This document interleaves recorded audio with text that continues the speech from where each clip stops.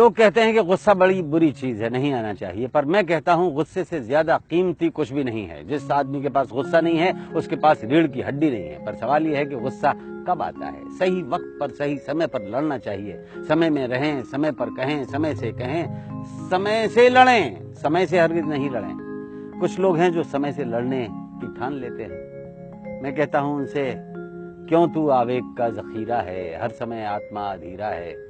क्रोध को व्यर्थ खर्च मत करना, क्रोध तो कोहिनूर हीरा है। एक बार खर्च कर दोगे दोबारा नहीं पा सकोगे। इसलिए क्रोध को रह रह कर व्यक्त करना हमारे मनोविकारों का परिणाम बन जाता है। एक सज्जन सेंट्रो गाड़ी में बैठ के जा रहे हैं, रास्ता अवरुद्ध है क्योंकि एक स्कूटर सामने खड़ा हुआ है आड़ा तिरछा। वो स्कूटर में गाड़ी मारते हैं, स्कूटर गिर जाता है। अश्वनी कुमार उस स्कूटर के मालिक नीचे उतर के आते हैं, कहते हैं आपने मेरा स्कूटर क्यों गिराया। सेंट्रो का मालिक कहता है तूने रास्ते में खड़ा क्यों किया। सेंट्रो के मालिक का नाम है जितेंद्र शर्मा। हाँ, ये वही जितेंद्र शर्मा है जिसने 2 दर्जन से ज्यादा वारदात की। मनोविकारों का ऐसा शिकार हो गया कि 3 जगह की पुलिस उसको खोजती रही। 3 बार पुलिस हिरासत से वो भागा क्योंकि वो अपने आवेग के जखीरे को निकालता नहीं था, उसको रखता था। 6 महीने बाद अश्वनी कपूर के घर गया, अश्वनी कपूर को बुलाया, उस स्कूटर मालिक को, और 11 गोलियां दनादन उसने मारी।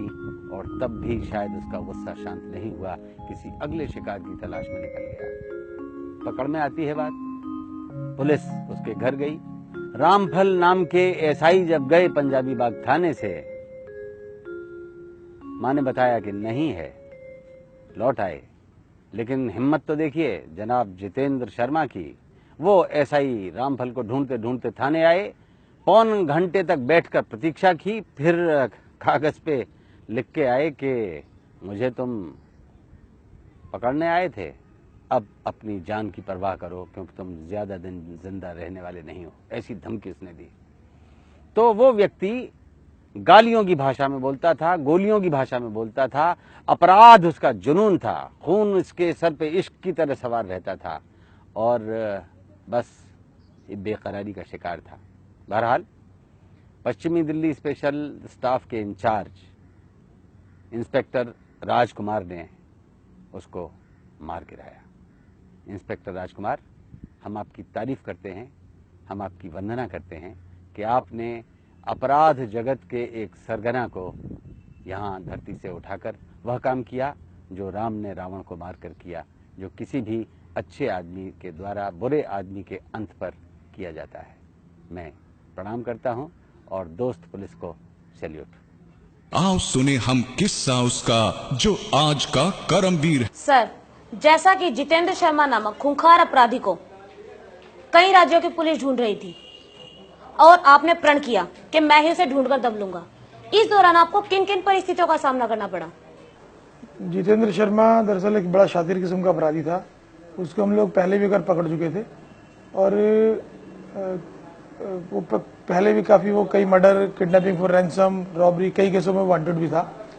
तो हमें इतना तो मालूम था कि वो आराम से पकड़ में नहीं आएगा क्योंकि वो बहुत सुलझा हुआ और बड़ा शातिर था।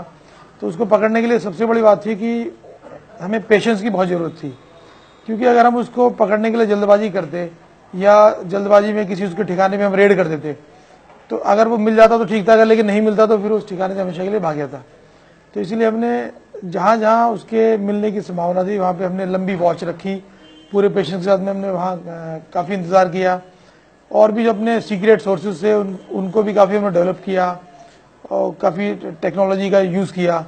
फिर उसके अकॉर्डिंगली जब कम्प्लीटली हमारा जीरो डाउन हो गया कि जितेंद्र शर्मा उस एड्रेस पे आ चुका है, उस एड्रेस पे बिल्कुल हमें मिलेगा, तो तभी हमने पूरा अपना ट्रैप लगा के, पूरा अपना पुलिस पार्टी का ट्रैप लगा के उस पर रेड की और ताकि हम उसको प्रॉपर तरीके से पकड़ सकें। और फिर हम इस काम में कामयाब हुए 12 जनवरी 2003 में, जब हमें मालूम पड़ा कि वो चांद नगर, तिलक नगर के इलाके में एक जगह पे वो आया हुआ है। तो फिर हमने वहाँ पे ट्रैप लगाया और फिर हम उसको पकड़ने के लिए हमने रेड की। लेकिन हमारे रेड करते ही वो, जैसे कि उसका कैरेक्टर ऐसा था, उसका नेचर भी, स्टाइल भी यही था, क्राइम करने से कभी वो डरता नहीं था। तो उसने तुरंत पुलिस पार्टी को देखते ही, क्योंकि उसको हमने पहले पकड़ा हुआ तो हमें आइडेंटिफाई भी वो करता था पहले से, तो देखते उसने फायरिंग करनी शुरू कर दी। तो उसके बदले में फिर हमने भी फायरिंग की और उसमें वो इंजर्ड हो गया और बाद में फिर उसकी उसमें मौत हो गई। जितेंद्र शर्मा एक अच्छे और पढ़े लिखे सभ्य परिवार से संबंध रखने वाला जितेंद्र शर्मा खुद भी एक पढ़ा लिखा और शांत प्रवृत्ति का था। परिवार में सबसे छोटा होने के कारण जितेंद्र को सबका लाड प्यार मिला और उसी लाड प्यार ने उसकी अपराध की नींव का पत्थर रखा। वो अपराध की इमारत की बुलंदियों की तरफ सीढ़ी दर सीढ़ी चढ़ता चला गया। जुर्म करने की उसकी आदत खतरनाक रूप लेती चली गई और एक दिन जितेंद्र शर्मा अपनी सेंट्रो कार से कहीं जा रहा था।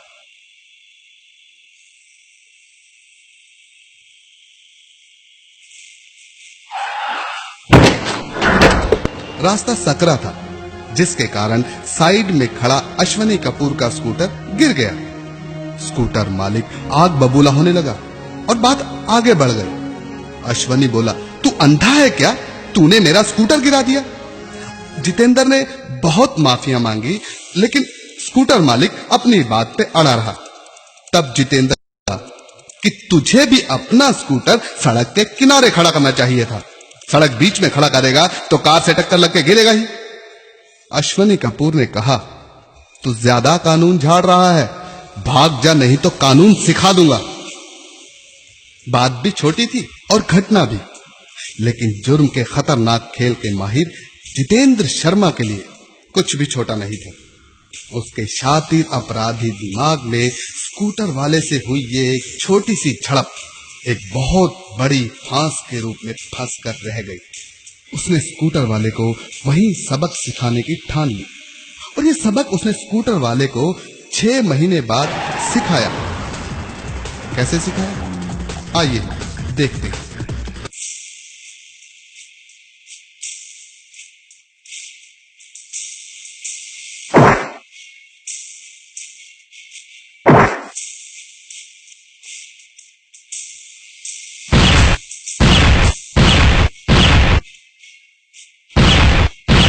ग्यारह गोलियां थी उस जालिम के माउजर में, जिसे 11 सेकंड से पहले एक मजलूम के सीने में उतारकर जितेंद्र नामक वो दरिंदा फरार हो गया।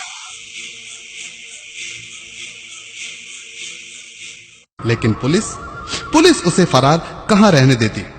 पूछताछ और तफ्तीश से पुलिस ने पता लगा ही लिया कि जितेंद्र हरियाणा के भिवानी जिले का रहने वाला था। तुरंत ही एक पुलिस दल भिवानी पहुंचा, लेकिन बदकिस्मती से पुलिस को जितेंद्र वहां नहीं मिला।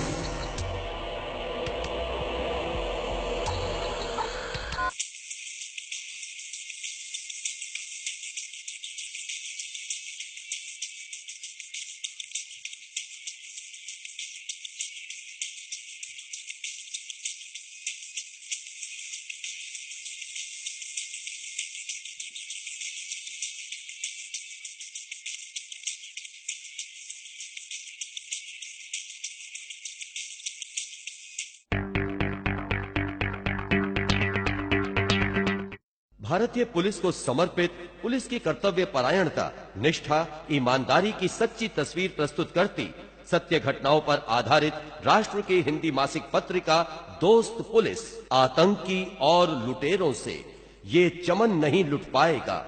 खाकी वर्दी वालों का बलिदान व्यर्थ नहीं जाएगा। जनता के वीर प्रहरियों से प्रेरित सत्य कथाओं पर केंद्रित आम जनता और पुलिस के बीच की गहरी खाई को खत्म करती भारतीय पुलिस को समर्पित राष्ट्र की हिंदी मासिक पत्रिका दोस्त पुलिस। दोस्त पुलिस धारावाहिक में अभिनय करने हेतु महिला और पुरुष कलाकारों की आवश्यकता है। संपर्क करें 9212904795 और 9811350195।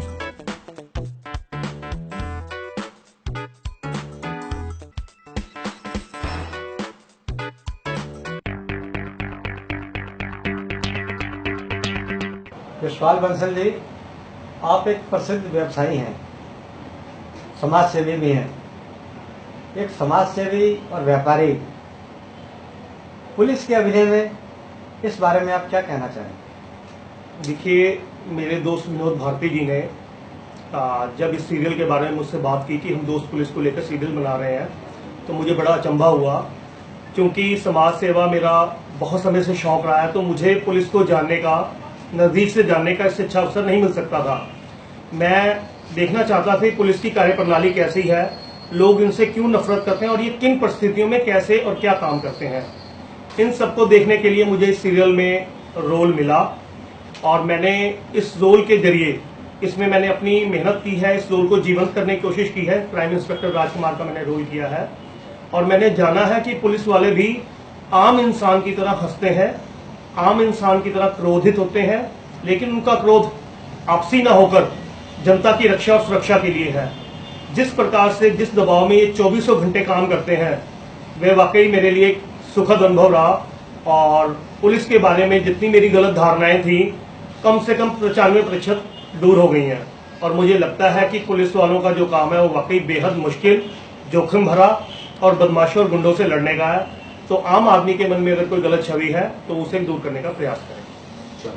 अच्छा यशपाल जी, जैसा कि देखा गया है, अब आपने इस अभिनय को पूरी ईमानदारी से निभाने की कोशिश की है जी। अब आप जनता से क्या उम्मीद करते हैं?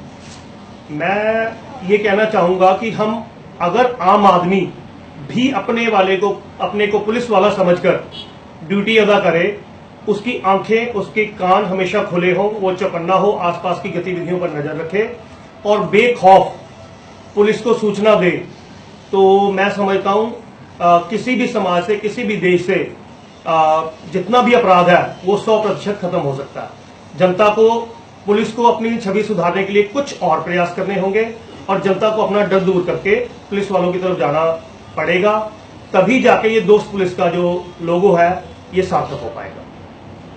धन्यवाद। धन्यवाद।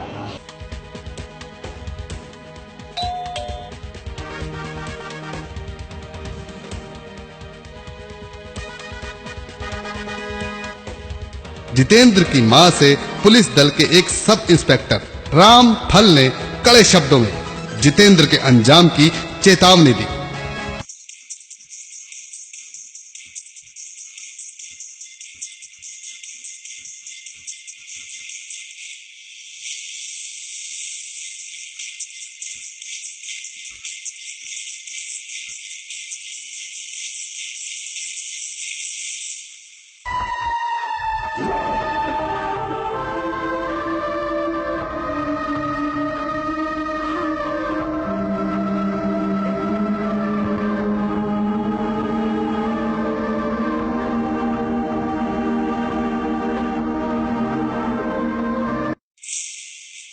पुलिस के जाने के बाद जितेंद्र की मां ने अपने बेटे को रो रो कर पुलिस की चेतावनी के बारे में बताया।